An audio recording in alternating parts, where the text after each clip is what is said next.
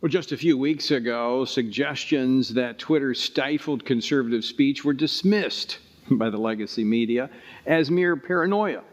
But we now know just how actively Twitter employees work to suppress conservative voices. Now, this follows a disturbing pattern from the left. They don't want to debate. I've watched this unfold over the last 20 years that I've been here at FRC. They want to silence their opponents. Well, joining me now to discuss this and more is Chris Gacek, Senior Fellow here at the Family Research Council and a former attorney with the Federal Communications Commission. Chris, welcome to Pray Vote Stand. It's good to see you, Tony.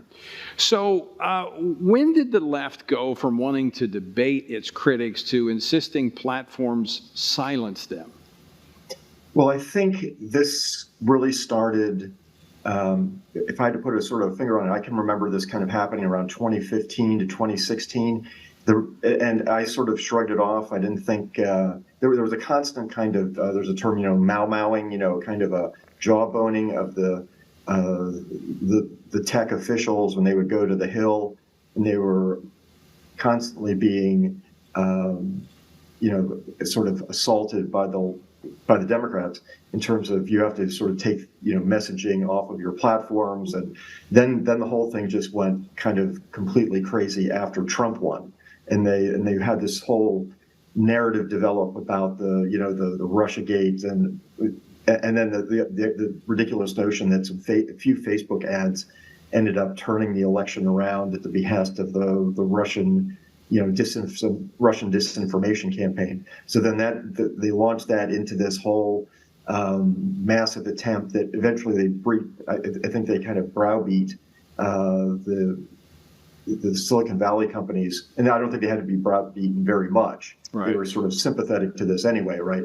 But they were pushing them, and then so this whole regime ended up sort of being rolled into place, and we kind of see the consequences of it now. Now, at the FCC, there was an idea that the airwaves belonged to the public, and so they were regulated by the government and made sure that things, people had access. And, I don't agree with everything that happens over there that the federal government's involved in. But in many ways, social media has eclipsed the traditional media in the means of people communicating and getting information. The social media world has kind of been carved out from government regulation, and so they've been able to operate with a whole separate set of rules, which we now see that they've certainly abused the freedom that they were given to suppress the freedoms of others.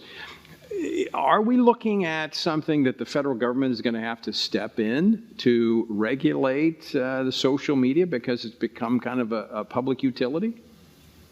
I think that's absolutely where we're probably going to go, because if you remember, the FCC has its authority because radio stations that have, transmit over the airwaves, they have licenses, and therefore there's a sort of a regulatory hook about, how they have to behave and, deal with the public. But when you go to the internet, everything was really sort of out of that channel of kind of oversight, and that was just, in a lot of ways, it was a good thing. There was a lot of freedom, and conservatives had a voice for a while. Right. And you saw the rise of Donald Trump. In terms of his use of Twitter, that was probably the most obvious kind of sense of it. But people like FRC were able to get on and say things and express their thoughts.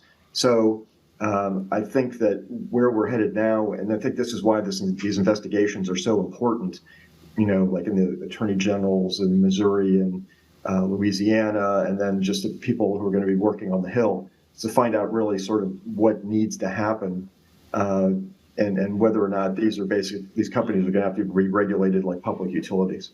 Final question for you, Chris Gacek. I asked this of Congressman Heiss. Based upon what you see and the trends, the patterns, do you think that the other social media giants, Facebook, Google, YouTube, have been engaged in the same type of activity of suppression?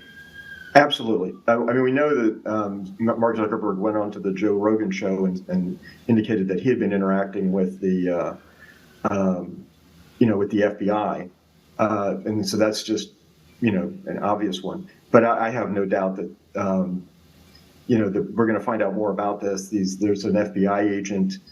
His name is Elvis Chan. He was sort of the point person in Silicon Valley who was meeting with all these people. So, I mean, I think one of the things that's going to happen here is that we're going to find out about all of these meetings, who was at the meetings, also what private actors were, what private, NGOs and, were at the meeting, Anti-Defamation League or SPLC, or, who else was sort of, coming in on this process that we don't know about and we didn't have any access to, because there certainly weren't any conservatives in these rooms. Right. Chris Gacek, thanks so much for joining us. Appreciate your insight on this. You're welcome.